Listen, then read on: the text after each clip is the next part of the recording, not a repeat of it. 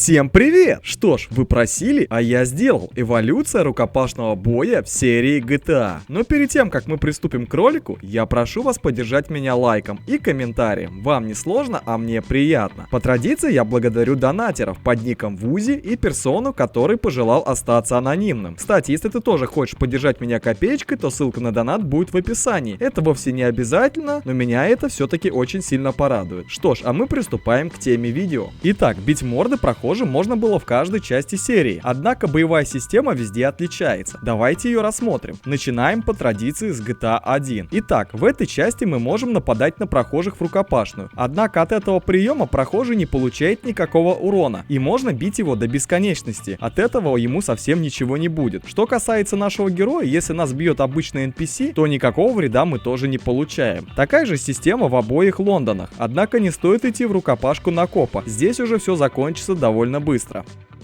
В GTA 2 точно такая же система, однако NPC старается избегать Клода. Да, если кто-то не знал, героя GTA 2 тоже зовут Клод, а нападение на сотрудника также заканчивается задержанием. Однако копам будет плевать, если вы при них мутузите других людей. В GTA 3 все поменялось. Герой стал ощущать удары от NPC, но мы тоже не стали слабее. Теперь можно буквально забить прохожего. Однако вариативности не так уж и много. Точнее, ее нет. Клод выполняет стандартный набор ударов из раза в раз. Однако он достаточно действенный.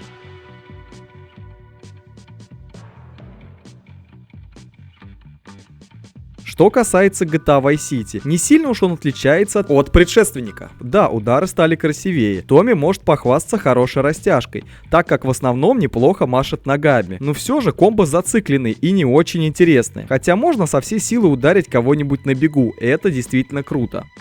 А вот в Сан-Андреас произошла действительно революция. Главный герой, помимо обычного махания кулаками, может теперь ставить блоки, проводить комбо, и это очень круто. А теперь о самих комбо. Их 4 вида. Есть стандартные, которые доступны в самом начале игры. Сейчас вы наблюдаете их на своем экране. Также Карл может обучиться боксу и проводить комбо с добиванием. Можно овладеть восточными единоборствами, где в основном идут удары ногами.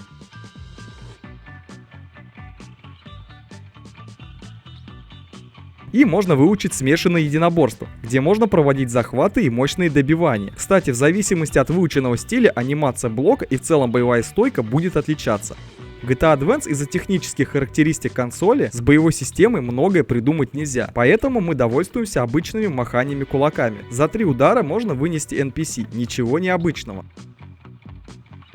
Что же касается GTA Liberty City Stories, то тут все на уровне Vice City или даже GTA 3. Однако серия ударов на ходу тут доставляет, но ничего нового здесь не придумали. А вот GTA Vice City Stories действительно приятно удивляет.